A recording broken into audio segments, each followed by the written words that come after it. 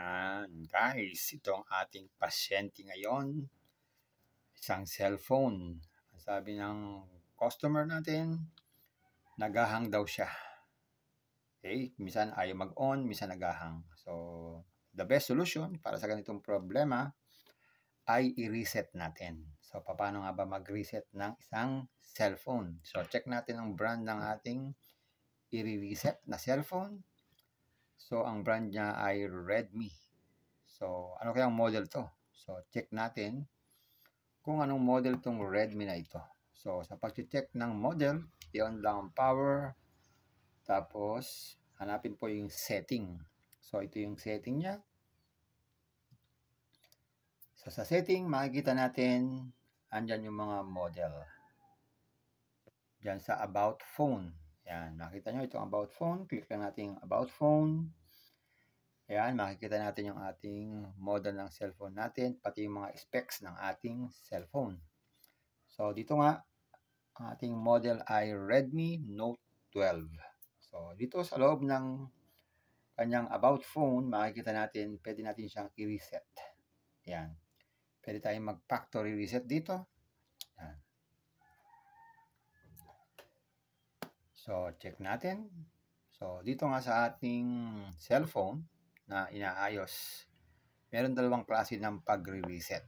Ituturo ko sa inyo. Okay? So, ano ba yung dalawang klase ng pag-reset ng cellphone? So, una, yan. Punta tayo sa setting. So, paba po tayo. So, may makita po tayo dito. Yan. Mga iba't ibang bagay. Hanapin lang po natin yung factory reset. Yan. Hanapin natin dyan. Be sure na makita natin. Pag di natin nakita, exit lang po tayo. Tapos, setting ulit. Tapos, about phone. Yan. Yan. Makita natin dito yung factory reset. Click lang po natin yan. Tapos, sabi dito, erase all data. Click natin to. Tapos, sabi, backup to natin yung ating mga information. Pero dahil nagahang na siya, marami ng problema, wag nating backup kasi mapapanatili niya yung virus dyan eh. Ganun din. So, wag na tayo mag-backup. Click natin itong factory reset. Tapos, wait po tayo ng ilang segundo. At pag nag-reset na po yan, mawawala na po lahat ng ating data. So, para siyang bago. Parang bago lang, no? So, next natin. Tapos, okay. Tayo natin yung okay. Yan, okay. Ikot-ikot lang po siya. At aantayin po natin. Ayan, nag-off siya. So, antayin natin siyang mag-reboot para malaman natin kung na-reset na po talaga siya. Ayan, lumabas na yung logo niya. So, check natin kung anong lalabas after natin ma-reset. Okay, sa pamamagitan ng factory setting. So, ayan po, nag-aayos pa siya. Yan, lumabas ulit yung logo niya. So, wait lang po natin. Yan po yung unang option ng pag-reset ng Redmi Note 12 sa pamamagitan ng pagpasok sa factory setting. Sa pamamagitan ng system, yan, system setting, doon po tayo mag-factory reset. Yun po yung number 1, no? Option number 1. So, wait lang po natin yan. Yan, lumabas na po yung Xiaomi HyperOS. Wait lang po natin.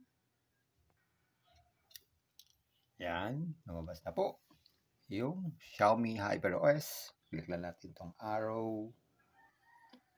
Yan, so balik na po siya sa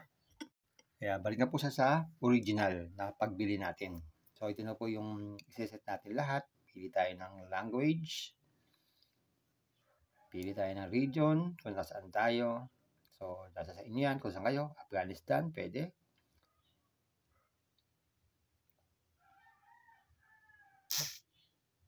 Yan, tapos, click natin yan. Skip natin to. Pwede namang wag na muna. Tapos, pwede natin skip to or Set na natin. Skip muna tayo. Skip. Yan.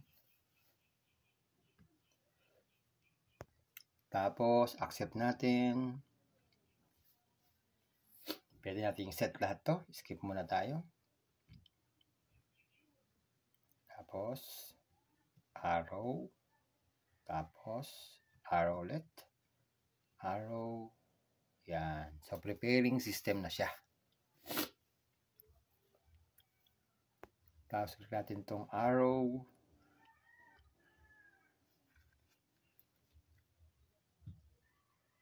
So, ayan.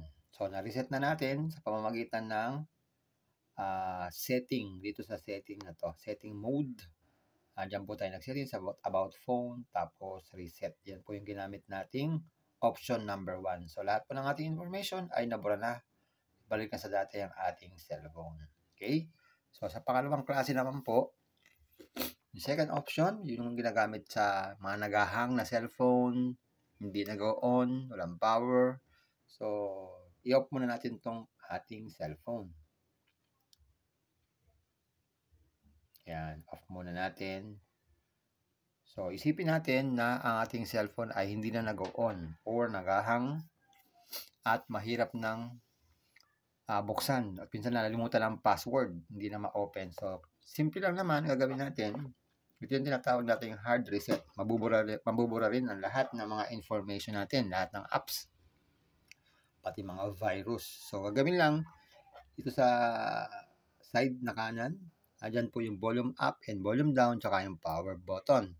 So, gagawin nyo, una, hawakan nyo lang tong volume up and power sabay.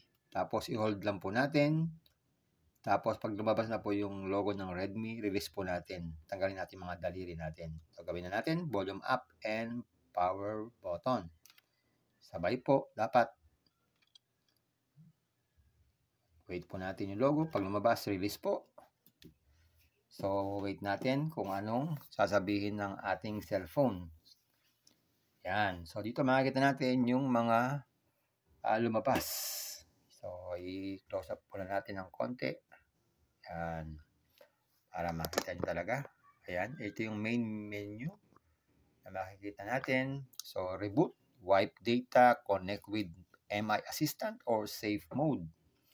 So, mamimili po tayo dyan dahil gusto nga natin ay ma-wipe out lahat, ma-reset. So, sa pagpili, gamitin lang po ang volume up and volume down para makalipat tayo. Yan. Pag nakalipat na tayo, nakapili na tayo, please lang natin itong power. Okay, dahil wipe data tayo, punta tayo sa wipe data, click natin itong power, tapos volume down, power, sabi dyan, confirm, wipe. Yan, sabi dyan, confirm, wipe off all data. This cannot be undone. Yan nga po, no? Pag sinasabi ko, pag nag-hard reset tayo, lahat ng ating mga application mawawala. Pati mga install natin, lahat-lahat yan. Kagandahan nito, mawawala yung problem natin sa ating cellphone. So, gagawin natin dyan. Click natin confirm. So, volume down tayo. Tapos, power. Yan. So, marireset na po yan. Sabi dyan, data wiped successfully. So, na-reset na po siya. Nawala na po lahat ng data niya, pati mga virus. Yan. So, hindi na siya mag-hang. So, click tayo sa back to main menu. Click natin power. Tapos, power ulit. Reboot tayo. Tapos, reboot system. Power ulit. Yan. So, ito yung sinasabi natin hard reset. So, mas maganda po sa hard reset. Ang pinakamaganda sa hard reset ay talagang burado lahat.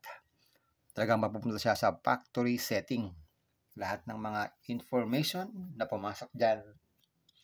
Pati yung mga hacker, yung access ng hacker, mawawala na dahil back to, back to original setting yung ating cellphone. So, yan, babas na po yung Mi. Wait lang natin yung susunod na window na lalabas. Ayan, lumabas na po yung kanyang Xiaomi HyperOS. Sabi niya, powered by Xiaomi HyperOS. So, wait lang po natin. Lalabas po yung susunod na window dyan. Ayan, lumabas na po ang ating pinakaiintay. Ayan. So, pag lumabas na po itong white na Xiaomi HyperOS, click lang natin itong arrow. Yan. So, ito na po yung sinasabi natin, naka-factory reset na po siya. So, back sa original, mag-set na natin yung cellphone natin sa mga gusto natin. Kagaya niyan, pili tayo ng language, pili natin English. Yan. Tapos, pili po tayo kung saan nasa Pilipinas o sa ibang bansa. Next po natin. Yan. Tapos, click natin itong agree. Next. Pwede tayo mag-skip pag wala pa tayong SIM card. Pwede mamaya na tayo maglagay ng ating mga SIM card. So, next natin. Yan. Pwede tayo mag-set ng ating network o yung mga wifi natin. Mamaya na lang. Skip muna. Tapos, scroll down natin. Accept. Yan. Pwede tayo mag-set ng ating screen lock, fingerprint, or face unlock. Pwede rin mamaya na. Skip na muna tayo. Yan. Tapos, may mga basic setting dyan. Pwede nyo pong bago-baguhin yan. Pero mamaya na lang. Next tayo. Tapos, font setting. Pwede tayo mag-bago-bago. Kung anong gusto nating gawin. Kung okay na sa inyo yan. Default. Tapos, pwede tayo mag-set ng ating lock screen. So, mamimili na lang ganyan. Or, agree or skip na lang. Agree na lang. Pero kung ayaw natin, decline na lang.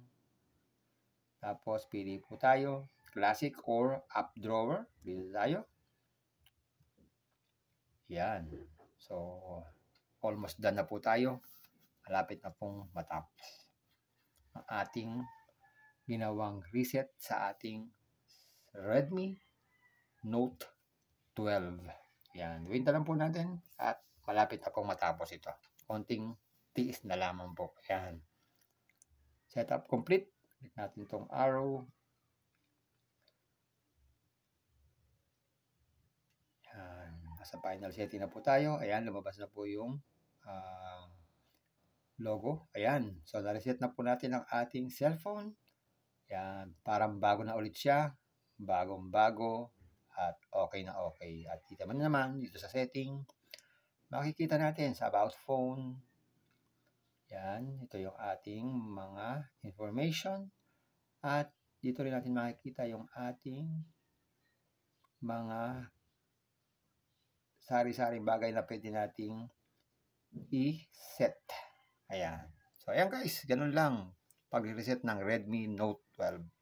Okay? Thank you for watching and bago naman kayo umalis, please click the subscribe button and also the bell button para naman ma-notify kayo kung meron tayong bagong video. Thank you very much and keep watching.